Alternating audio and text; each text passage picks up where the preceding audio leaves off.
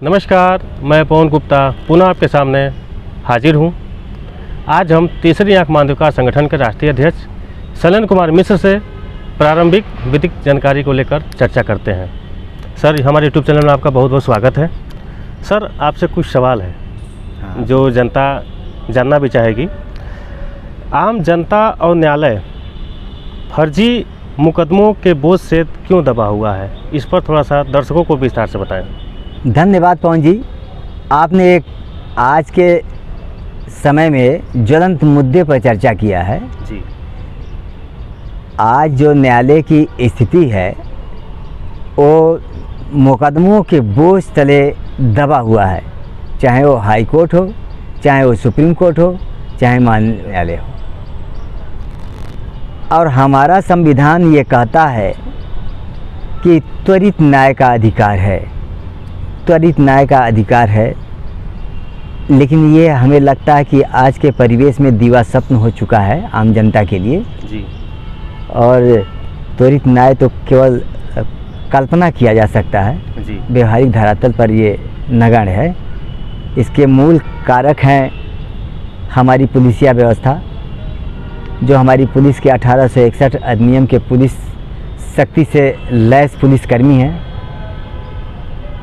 उनकी क्रियाकलापों का परिणाम है कि जनता फर्जी मुकदमों के बोझ को ढोने के लिए विवश है। फर्जी मुकदमों के अंबार न्यायालयों के कंधे पर लदते जा रहे हैं। स्थानीय न्यायालय तो बोझ तले दबे ही हैं। अब इससे राहत पाने के लिए माननीय उच्च न्यायालय के समझ भी इतने ज़्यादा 482 अन्य मुकदमे सम्मिलित हो जा रहे हैं जी कि वहाँ भी त्वरित न्याय क्या विलम्ब से भी न्याय मिलना मुश्किल हो चुका है।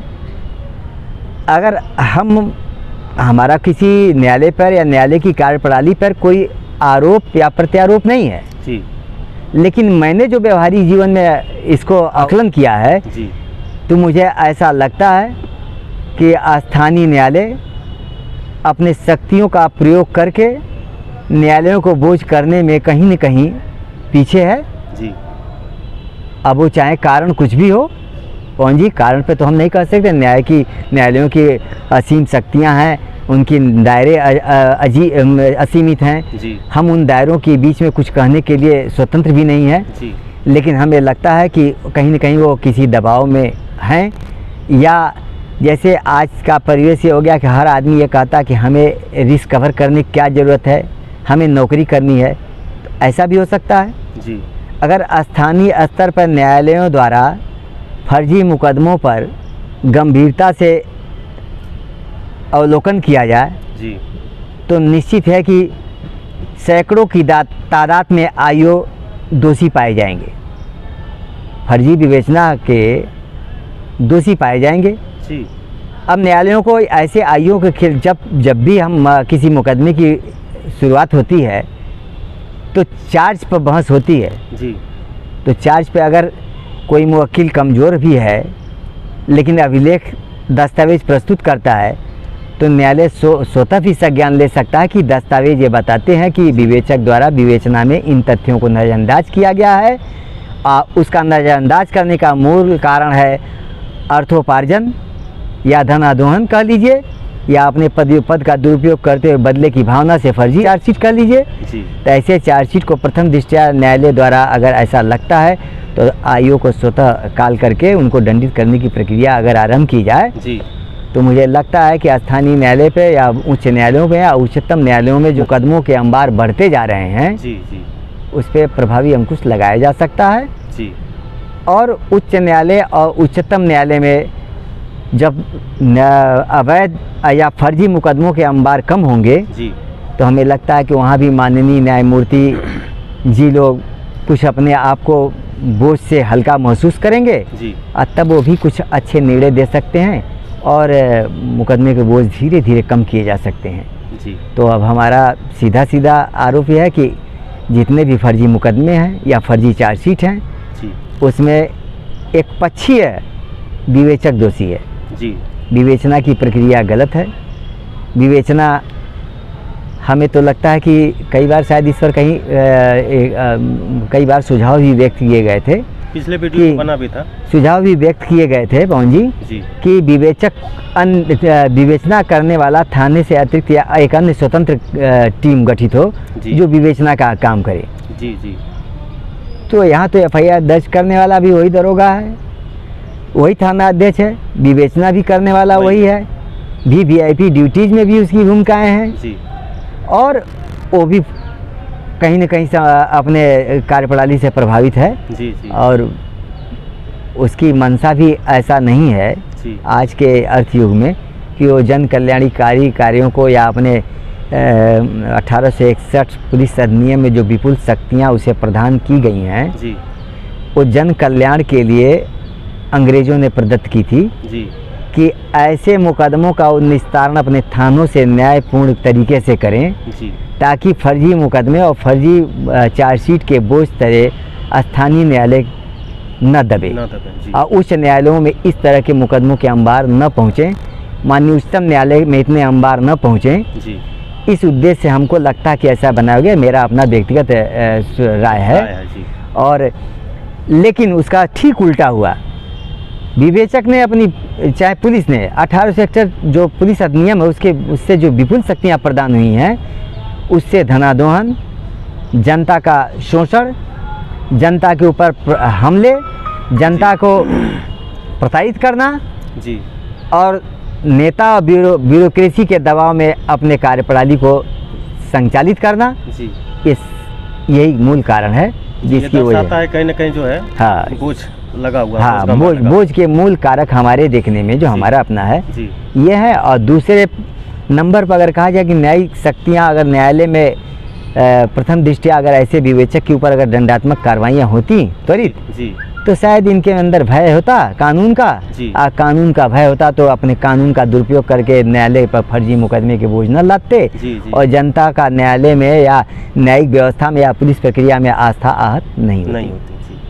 सर उसी क्रम में दूसरा ये भी है कि अक्सर देखा जाता है कि लोग मुकदमों से डरते भी हैं कि ज़िंदगी भर मुकदमे कौन लड़ेगा, इस पर आपका क्या कहना है? नहीं, ज़िंदगी भर मुकदमा लड़ने के लिए नहीं है। जी जी जी। और ज़िंदगी भर मुकदमा लड़ने की ज़रूरत नहीं पड़ेगी। जी जी। लेकिन वो कब ज़रूरत नहीं पड़ेगी? जी जी। जब आप प्रारंभिक विधिक जानकारी से जागरूक होंगे। जी जी। अब देखिए, मेरा आरोप नहीं होगा पवन जी, अधिवक्ता पर मैं आरोप नहीं लगा सकता। अधिवक्ता का पेशा है, हर आदमी अपने पेशे का विकास सोचता है। जी जी। अपने आय के स्रोत को बढ़ाता है। जी। वो सामने वाले से नहीं मतलब रखता है कि अपना नुकसान करके सामने वाले का फ़ायदा कराने के उद्देश्य से कोई कार्य नहीं करता है। जी जी। तो इस वजह से न्यायालय में मुकदमों के अंबार लगने में ये भी एक मूल कारण है। जी जी। कि एडवोकेसी सही दिशा में कार्य नहीं कर रही है। अगर दिशा में सही कार्य करती तो कहीं न कहीं निश्चित कुछ न कुछ बोझ पर प्रभाव कम होते, बोझ के प्रभाव कम होते न्यायालय के कंधों पर और जनता पर।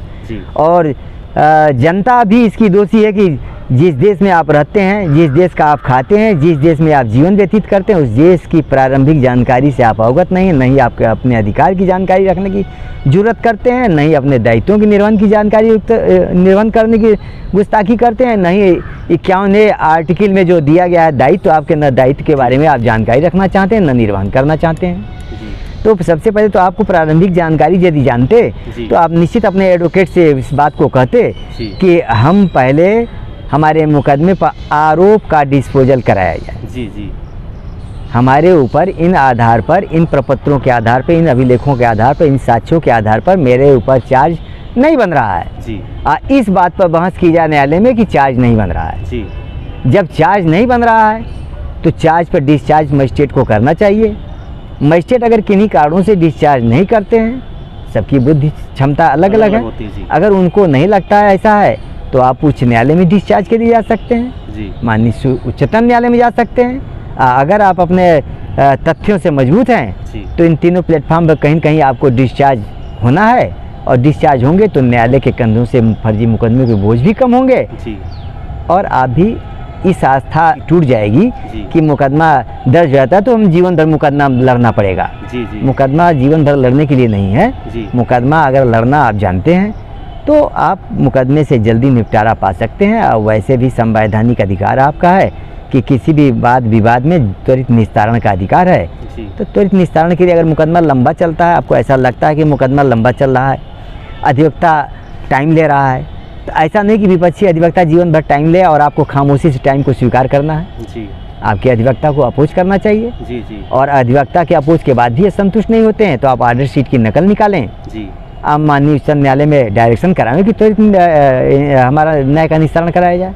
जी जी निश्चित माननीय उच्च न्यायालय द्वारा निर्देश जारी किए जाएंगे। जी और हमें लगता है कि या तो टाइम बाउंड हो जाएगा या एक बार नहीं होता 2-3 बार अगर आप इस तरह की ट्रायल कर लेते हैं जी तो आप अविलंब मुकदमे से जजमेंट से संतुष्ट हो सकते हैं जल्दी। जी तो प्रक्रिया जल्दी की है, जी लेकिन जल्दी की प्रक्रिया न आप जानते हैं और न ही उस प्रक्रिया को आप अपनाना चाहते हैं, न ही आपका विधि व्यवसायी आपको अपनाने की सलाह देता है। यानी कहीं ना कहीं देखा जाए तो एक अज्ञानता भी जो है, विधिक जो जानकारी होती है उसका एक अज्ञानता भी एक तरह से कारण है जो है। हाँ, इसकी भी अहम भूमिका है कि हम प्रारंभिक जानकारी नहीं जानते हैं तो हम भी मुकदमे के बोझ से लड़ते हैं और न्यायालय के कंधों भी मुकदमे के बोझ रहते हैं और जिसके कारण हम जल्दी न्याय भी नहीं पाते हैं। तो ये सभी मूल कारक हैं इसमें संगठित। कहीं न कहीं हम भी बहुत सौभाग्यशाली हैं जो कहीं न कहीं आपसे मिलने का मौका मिला और जिससे जो विधिक जानकारी जो दर्शकों को दिया जा रहा है, कहीं न कहीं दर्शक भी इस चीज़ों को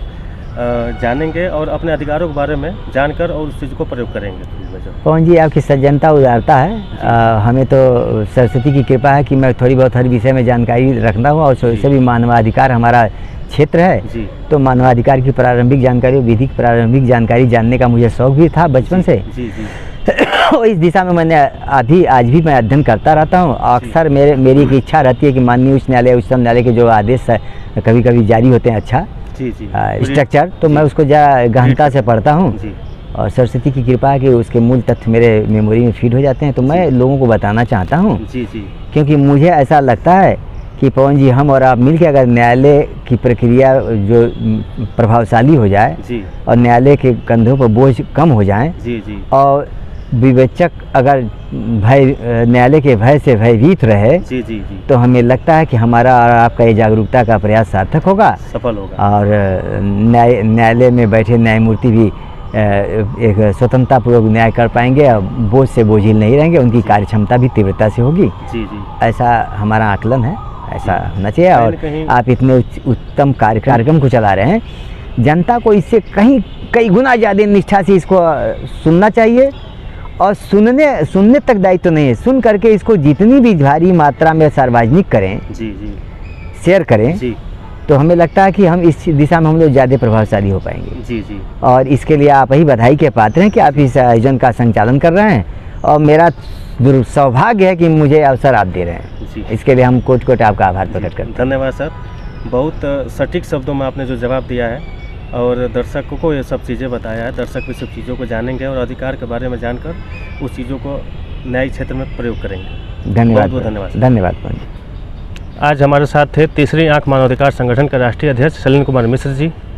आपने इनको सुना, प्रारंभिक विधिक जानकारी इन्होंने जो बताया है मुझे बहुत अच्छी लगी है। अवेयरनेस के क्षेत्र में अगर देखा जाए तो ये वीडियो आम जन तक पहुँचना चाहिए। मुझे उम्मीद है कि ये वीडियो आम जन तक पहुँचाएँगे और सबको कहीं न कहीं शिक्षित करेंगे। बने रहिए हमारे साथ, पुनः आपसे एक नई प्रारंभिक विधिक जानकारी साथ मिलते हैं। तब तक के लिए धन्यवाद, नमस्कार।